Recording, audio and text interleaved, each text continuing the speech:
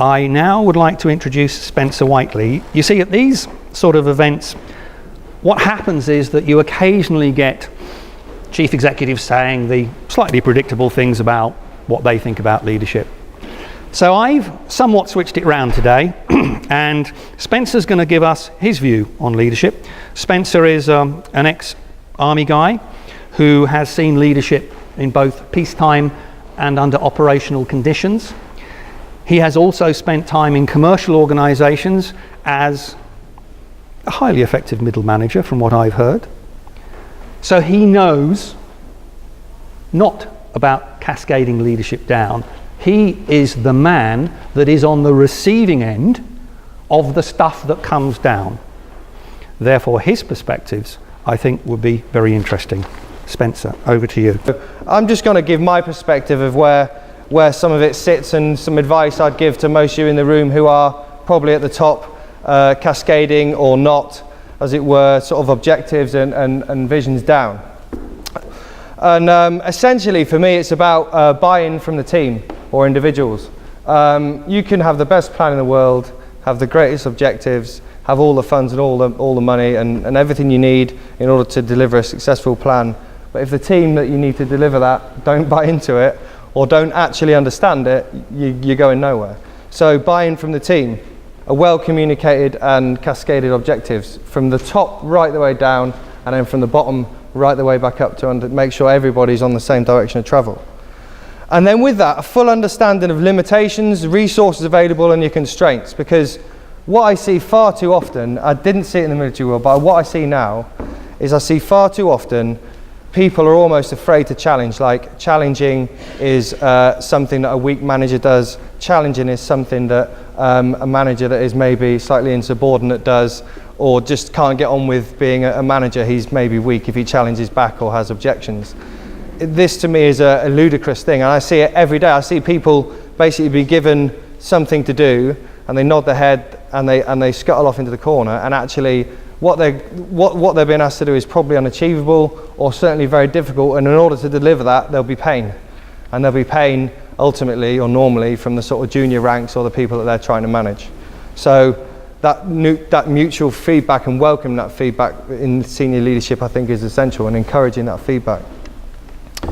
And then just to round that piece off, the whole leadership team needs to be brought into that. I think the whole leadership team needs to understand that before they really go ahead and get to grips with something, a vision, a particular objective, a plan, they need to make sure that before they green light that plan, that actually from the bottom up it's doable and workable, and that's through feedback from the bottom up.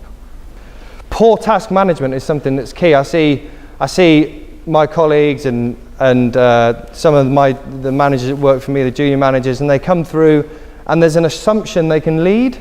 There's an assumption that they know how to task manage, which for me is just an incredible assumption to make, but I see it day in, day out. I see us lumping work on certain levels of management in our business, and nobody's ever taught them correctly how to task manage or essentially put them on a sensible leadership program. They've assumed because they're in the role they're in, however they got into that role, that's been done, and something that should not be looked over, in my opinion. I think there's too much firefighting goes on in organisations very often. I think by always focusing on the immediate and the now and having to bat away the nearest crocodile from the canoe doesn't allow leaders to be really effective, because obviously they need to be working at a medium and long-term strategic level, and a lot of that crumbles and just falls away with firefighting constantly. So giving people the breathing space in order to do that. And one of my biggest niggles actually is middle management, people like me being badly managed. So many people think that because you're a middle manager, you're big enough and daft enough to just get on with it. Well, actually, we are big enough and daft enough to just get on with it, but we might not get on with what you want us to. Because unless you bloody tell us what you want us to do, you might not get what you want out of us. So really, really key point. Don't assume because the just do it attitude for me is terrible. You hear it all the time, senior managers, right, you guys, you're the management team, just go and do that. Yeah, but what about, just go and do it.